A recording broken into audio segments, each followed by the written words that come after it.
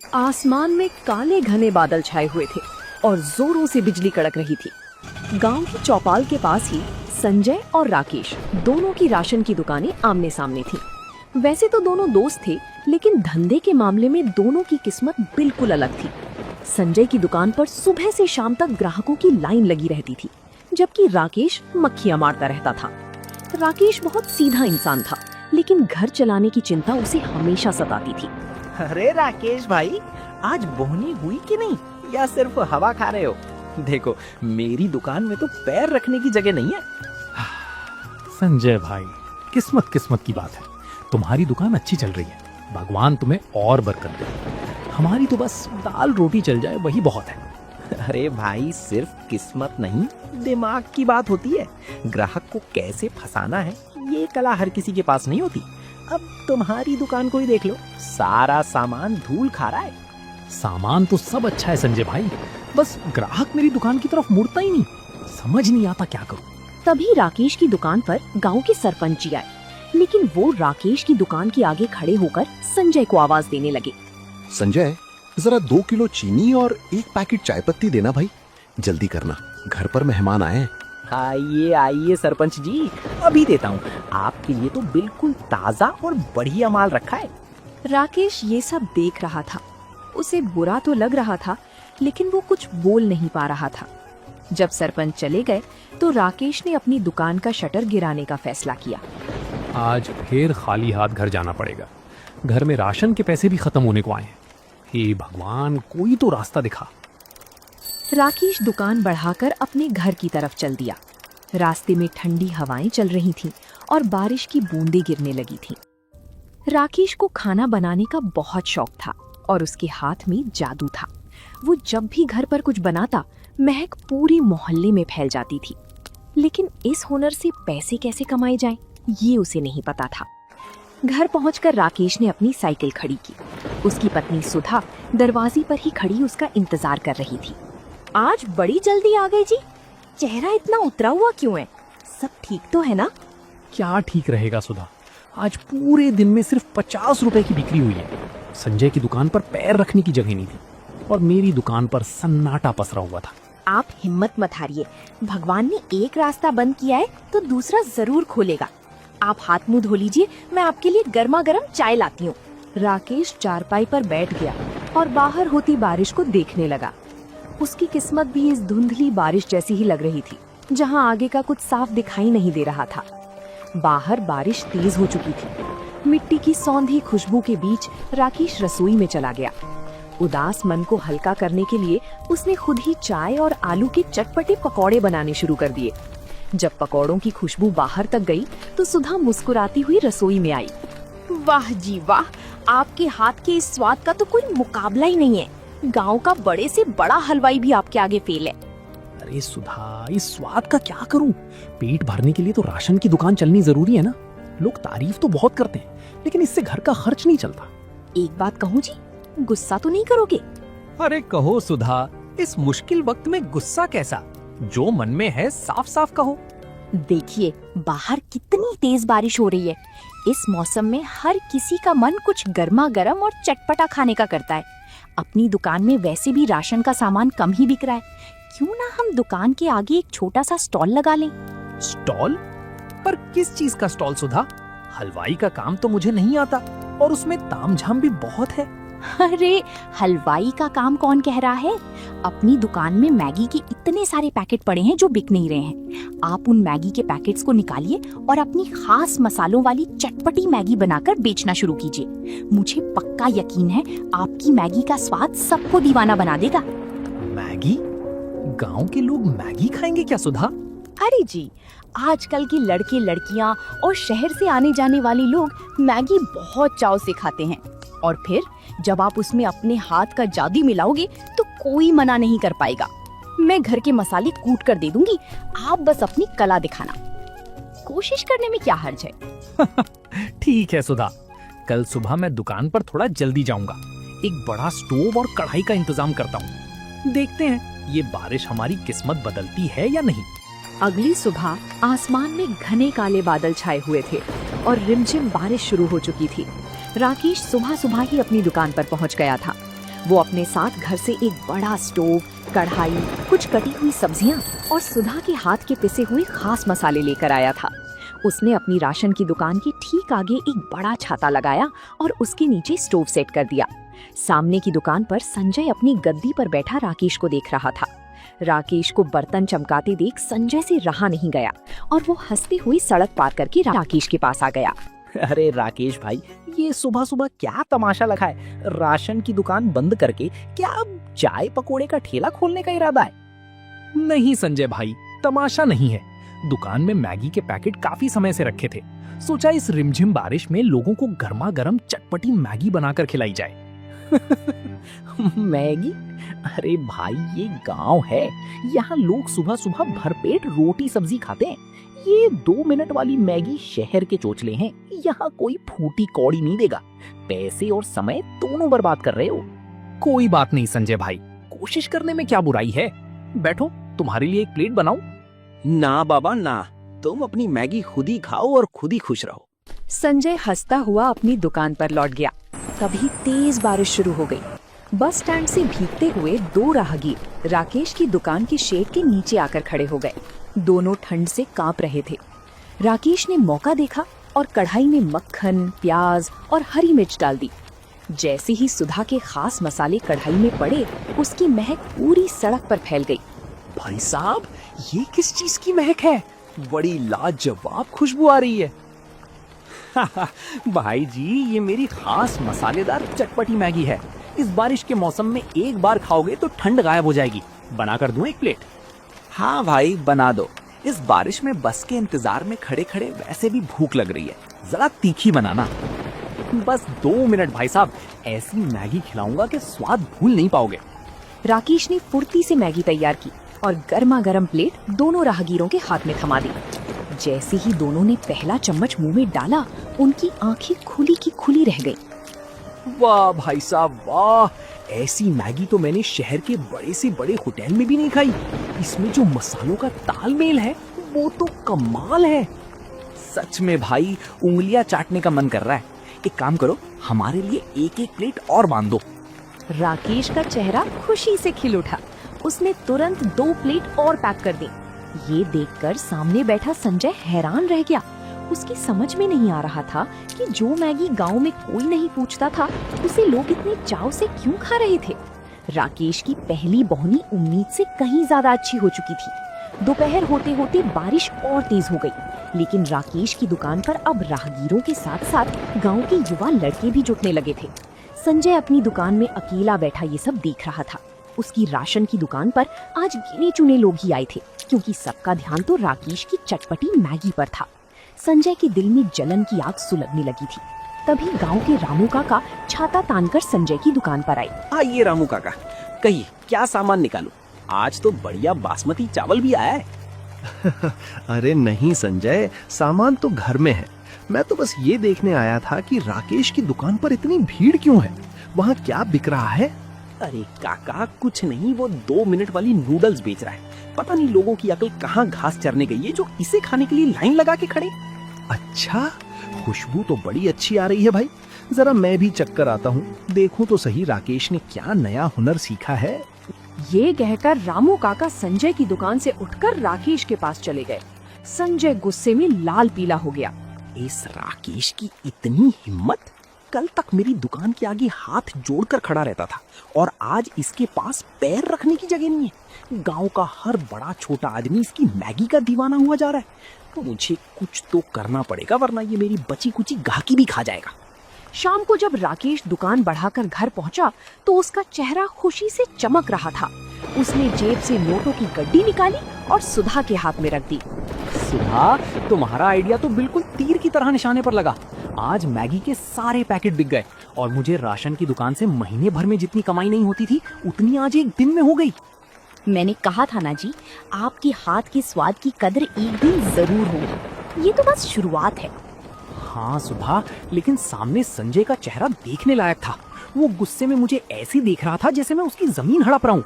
मुझे लगता है वो चुप नहीं बैठेगा। आप उसकी फिक्र मत कीजिए, आप ईमानदारी से अपना काम करिए। स्वाद आपके हाथ में है, किसी की जलन से आपका स्वाद कोई नहीं छीन सकता। लेकिन राकेश का डर सही था। उधर संजय अपने घर पर बैठा एक बड़ी योजना बना रहा था। अगली सुबह जब बारिश थोड़ी थमी तो संजय सीधे शहर के बड़े थोक बाजार के लिए रवाना हो गया। उसके दिमाग में रात भर यही बात घूम रही थी कि अगर राकेश मैगी बेचकर अमीर बन सकता है तो वो क्यों नहीं। उसने शहर से 5 बड़े डिब्बे मैगी, बढ़िया किस्म का मक्खन और तरह तरह के महंगे सॉस खरीदे। उसने मन ही मन सोच लिया था कि वो राकेश से बड़ी और आधुनिक दुकान लगाएगा। दोपहर तक संजय गांव वापस आ गया। उसने अपनी दुकान के बाहर एक चमचमाती हुई नई स्टील की टेबल लगवाई, एक बड़ा गैस चूल्हा रखवाया और एक बड़ा सा बोर्ड टांग दिया जिस पर लिखा था संजय मैगी पॉइंट। राकेश अपनी दुकान के आगे कढ़ाई चढ़ा रहा था। उसने जब संजय की ये नई तैयारी देखी तो हैरान रह गया। अरे संजय भाई, ये तो बहुत बढ़िया बात है। तुमने तो बहुत बड़ा स्टॉल लगा लिया, बधाई हो तुम्हें। बधाई अपने पास रखो राकेश भाई। अब तुम्हारी वो साधारण सी मैगी का खेल खत्म होने वाला है। देखो, मैं शहर से असली मक्खन और विदेशी सॉस लेकर आया हूँ। अब गांव वाले तुम्हारी वो सूखी मैगी छोड़कर मेरी वीआईपी मैगी खाएंगे। संजय भाई, बाजार बहुत बड़ा है, ग्राहक किसी एक का नहीं होता। तुम भी कमाओ, हम भी कमाएंगे। भगवान सबको बरकत दे। बरकत तो अब सिर्फ मेरी दुकान पर होगी। अभी देखना, जैसे ही मैं चूल्हा जलाऊंगा तुम्हारी दुकान के सारे ग्राहक दौड़कर इधर आ जाएंगे। पैसे के आगे तुम्हारा वो देसी जुगाड़ टिक नहीं पाएगा। संजय ने तुरंत अपने नौकर को आवाज दी और जोर जोर से बर्तन खड़काने लगा ताकि पूरे बाजार का ध्यान उसकी तरफ आ जाए। बाजार में आने जाने वाले लोग संजय की इस नई और बड़ी दुकान को देखकर रुकने लगे। गांव के मुखिया जी के भाई महेंद्र सिंह भी वहां से गुजर रहे थे। अरे संजय, ये क्या नया काम शुरू कर दिया? राशन का धंधा मंदा हो गया क्या? आइए महेंद्र भैया, राशन तो चल ही रहा है, लेकिन अब गांव वालों को शहर का असली स्वाद चखाने के लिए ये स्पेशल स्टॉल खोला है। बैठिए, आपके लिए शहर की खास मसालों वाली मैगी बनाता हूँ। संजय ने महेंद्र सिंह को बिठाया और पूरी ताकत से मैगी बनाने में जुट गया। आसमान में फिर से काले बादल घिर आए और रिमझिम बारिश होने लगी। संजय की दुकान पर 4-5 लोग इकट्ठा हो गए थे जो ये देखने आए थे कि शहर वाले मसालों का स्वाद कैसा होता है। संजय ने कढ़ाई में सब्जियां, नूडल्स और वो सारे सॉस डाल दिए जो वो शहर से लाया था। उसने मैगी को दिखने में तो बहुत खूबसूरत बना दिया, लेकिन उसे खाना बनाने का कोई तजुर्बा नहीं था। उसे ये अंदाजा ही नहीं था कि नमक, मिर्च और मसालों का सही तालमेल क्या होता है। संजय ने बड़े गर्व के साथ पहली प्लेट महेंद्र सिंह के सामने परोसी। लीजिए महेंद्र भैया, खाइए। ऐसी मैगी पूरे इलाके में कहीं नहीं मिलेगी। महेंद्र सिंह ने बड़े चाव से एक निवाला मुंह में रखा, लेकिन मुंह में डालते ही उनका चेहरा अजीब सा बन गया। उन्होंने मुश्किल से उसे निगला और तुरंत पानी की तरफ हाथ बढ़ाया। थू थू, अरे संजय, ये क्या बना दिया है तुमने? इसमें तो सिर्फ खट्टापन और कड़वा स्वाद आ रहा है। मैगी तो पूरी तरह गल चुकी है और मसालों का कोई अता पता ही नहीं है। ऐसा कैसे हो सकता है भैया? मैं तो शहर के सबसे महंगे सॉस और असली मक्खन का इस्तेमाल कर रहा हूँ। जरा दोबारा चक्कर देखिए। अरे भाई, महंगे सामान से स्वाद नहीं आता, स्वाद हाथ के हुनर से आता है। तुमने तो पूरा मूड खराब कर दिया। पैसे कमाने के चक्कर में लोगों की सेहत खराब करोगे क्या? पास खड़े दूसरे ग्राहकों ने भी जब सुना तो उन्होंने संजय की दुकान से कदम पीछे खींच लिए। ठीक उसी समय सामने राकेश की दुकान से सुधा के कूटे हुए मसालों और असली देसी तड़के की महक उड़ती हुई आई। वो महक इतनी लाजवाब थी कि महेंद्र सिंह खुद को रोक नहीं पाए। भाई, खुशबू तो असली उधर से आ रही है। चलो भाई, राकेश की दुकान पर ही चलते हैं। वहाँ कम से कम तसल्ली का खाना तो मिलता है। महेंद्र सिंह और उनके साथ खड़े सभी लोग संजय की दुकान छोड़कर राकेश की स्टॉल की तरफ चल दिए। संजय हाथ में कड़छी पकड़े अपनी खाली दुकान में खड़ा रह गया।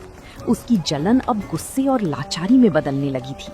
अरे राकेश भाई, जल्दी से एक प्लेट अपनी वो कड़क मसाले वाली मैगी लगाओ। सामने संजय ने तो शहर के सॉस के नाम पर पूरा मुंह कड़वा कर दिया। ऐसा मत कहिए महेंद्र भैया, संजय भाई ने तो अभी नया नया काम शुरू किया है। धीरे धीरे हाथ साफ हो जाएगा। आप रुकिए, आपके लिए गर्मा गर्म मैगी लाता हूँ। राकेश ने बिना किसी देरी के मैगी बनाई। कुछ ही मिनटों में भाप उड़ती हुई लाजवाब मैगी महेंद्र सिंह के सामने थी। महेंद्र सिंह ने पहला चम्मच मुंह में रखा और उनके चेहरे पर सुकून आ गया। वाह राकेश, इसे कहते हैं असली स्वाद। मसालों का ऐसा संतुलन तो सिर्फ किसी उस्ताद के हाथ में ही हो सकता है। तुम्हारी इस मैगी के आगे शहर के बड़े बड़े ढाबे फेल हैं।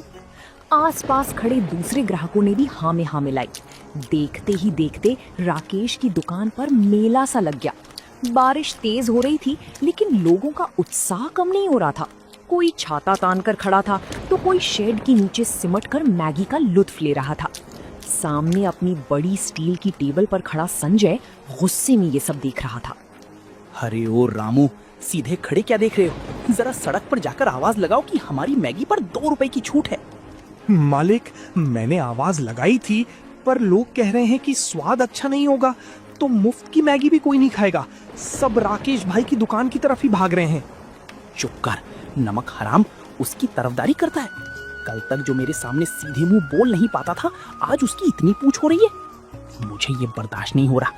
कुछ तो ऐसा करना होगा कि इसका ये तमाशा हमेशा के लिए बंद हो जाए। संजय को राकेश की सफलता फूटी आंख नहीं भा रही थी। 2-3 दिन और बीत गए। बारिश का सिलसिला लगातार जारी था। राकेश की दुकान का नाम अब पूरे गांव के साथ साथ आसपास के 2-4 गांव में भी फैल चुका था। शहर जाने वाली बसें भी अब थोड़ी देर के लिए राकेश की दुकान के पास रुकती थी, ताकि यात्री गर्मा गर्म मैगी खा सके। दूसरी तरफ संजय की दुकान पर सन्नाटा पसरा हुआ था। उसने 2 बार और मैगी बनाने की कोशिश की, लेकिन हर बार स्वाद बिगड़ने के कारण ग्राहक उसकी दुकान पर दोबारा नहीं लौटे। उसका महंगा सामान खराब हो रहा था और राशन की बिक्री भी ठप हो चुकी थी, क्योंकि उसका पूरा ध्यान सिर्फ राकेश को नीचा दिखाने में लगा था। आखिरकार एक दोपहर संजय ने गुस्से और हताशा में आकर अपने मैगी स्टॉल का बोर्ड नीचे उतार दिया और दुकान का आधा शटर गिराकर अंदर बैठ गया। तभी गांव के सरपंच जी राकेश की दुकान पर मैगी खाने आए। उन्होंने संजय की दुकान की हालत देखी तो सिर हिलाया। राकेश भाई, तुम्हारे मैगी ने तो कमाल कर दिया है, पर जरा सामने देखो, संजय ने अपना स्टॉल बंद कर दिया। सुना है उसका काफी नुकसान हो गया है और अब वो किसी से बात भी नहीं कर रहा। हाँ सरपंच जी, मैं भी देख रहा हूँ। संजय भाई ने जोश में आकर अपना बहुत सारा नुकसान कर लिया। मुझे अच्छा नहीं लग रहा कि मेरी वजह से उनका काम ठप हो गया। इसमें तुम्हारी क्या गलती है राकेश? धंधा तो अपने हुनर और व्यवहार से चलता है। तुमने ईमानदारी से मेहनत की, इसलिए तुम्हें फल मिला। उसने जलन में काम शुरू किया, इसलिए नुकसान खा गया। सरपंच जी के जाने के बाद राकेश से रहा नहीं गया। उसने एक प्लेट में बिल्कुल ताजी, गर्मा गर्म और खुशबूदार मैगी निकाली और सड़क पार करके संजय की दुकान की तरफ चल दिया। यहाँ क्यों आयो राकेश? मेरी बर्बादी का तमाशा देखने आयो या अपनी जीत का जश्न मनाने आयो? जाओ यहाँ से, मुझे तुम्हारी कोई सहानुभूति नहीं चाहिए। संजय भाई, तुम मुझे गलत समझ रहे हो। हम दोनों बचपन के दोस्त हैं और सालों से आमने सामने दुकान चला रहे हैं। धंधे की अपनी जगह है, लेकिन हमारी दोस्ती की अपनी जगह है। तुम सुबह से भूखे बैठे हो, पहले ये मैगी खाओ। संजय ने राकेश की तरफ देखा। उसकी आंखों में कोई घमंड या चिढ़ाने का भाव नहीं था, बल्कि सिर्फ एक सच्चे दोस्त की चिंता थी। संजय का गुस्सा धीरे धीरे पिघलने लगा, लेकिन उसका अहंकार अभी भी उसे पूरी तरह झुकने नहीं दे रहा था। संजय चुपचाप उस गर्मा गर्म मैगी की प्लेट को देखता रहा। उसकी नाक में मसालों की वही लाजवाब खुशबू आ रही थी जिसने पूरे गांव को दीवाना बना रखा था। राकेश के बार बार कहने पर संजय ने भारी मन से एक निवाला मुंह में रखा। जैसे ही मैगी उसके मुंह में गई, उसे समझ आ गया कि वो क्यों हार गया था। उस स्वाद में सिर्फ मसाले नहीं थे, बल्कि राकेश की मेहनत और ईमानदारी का जादू था। संजय की आंखों में आंसू आ गए। राकेश भाई, मुझे माफ कर दो। मैं कितना अंधा हो गया था। तुम्हारी दुकान चलती देख मेरे मन में इतनी जलन पैदा हो गई कि मैं भूल गया कि तुम मेरे बचपन के दोस्त हो। मैंने तुम्हें नीचा दिखाने के लिए क्या कुछ नहीं किया। अरे संजय भाई, कैसी बातें करते हो? पुरानी बातों को यहीं छोड़ दो। दोस्त हो तुम मेरे। गुस्सा और मुकाबला तो अपनों में ही होता है। दिल छोटा मत करो। नहीं राकेश, आज मुझे समझ आया कि धंधा सिर्फ पैसे और बड़ी दुकान से नहीं चलता। मैं शहर से महंगे सॉस और बर्तनों का तमाशा लेकर आया, लेकिन मेरे दिल में खोट था। तुम्हारे हाथ में वो हुनर और सादगी है जो पैसे से नहीं खरीदी जा सकती। मेरी दुकान ठप होनी ही थी। संजय भाई, तुमने कभी खाना बनाने का काम नहीं किया था, इसलिए शुरुआत में ऐसा हुआ। राशन की दुकान में तुम्हारा कोई मुकाबला नहीं है। तुम्हारी समझ और व्यापार करने का तरीका मुझसे कहीं बेहतर है। अगर हम दोनों मिलकर काम करें तो हम बहुत आगे जा सकते हैं। मिलकर? पर राकेश, मेरा तो मैगी का धंधा पूरी तरह ठप हो चुका है। मैं भला तुम्हारे किस काम आऊंगा? संजय भाई, मेरी दुकान पर ग्राहकों की इतनी भीड़ होती है कि मैं अकेला संभाल नहीं पाता। सामान लाना, हिसाब किताब रखना और व्यवस्था संभालना मेरे बस की बात नहीं है। अगर तुम मेरा साथ दो तो हम इस छोटे से स्टॉल को एक बड़े ढाबे में बदल सकते हैं। संजय ने राकेश की तरफ देखा। उसे यकीन नहीं हो रहा था कि जिस इंसान को वो बर्बाद करना चाहता था, वही आज उसे आगे बढ़ने का रास्ता दिखा रहा था। संजय का सारा अहंकार और जलन हमेशा के लिए खत्म हो चुका था। कुछ ही दिनों में बाजार का नजारा पूरी तरह बदल गया।